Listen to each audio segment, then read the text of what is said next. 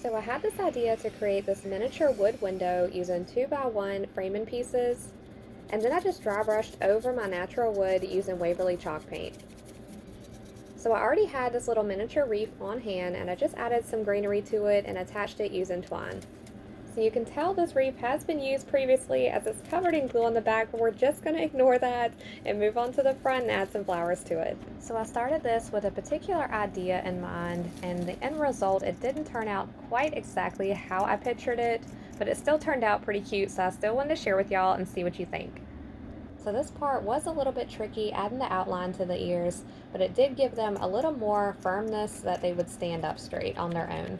Then I added the burlap on the back so it would tie in with the ears.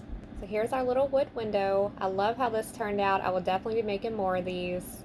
And here's our little bunny wreath. So overall, pretty cute. Let me know what you guys think of it.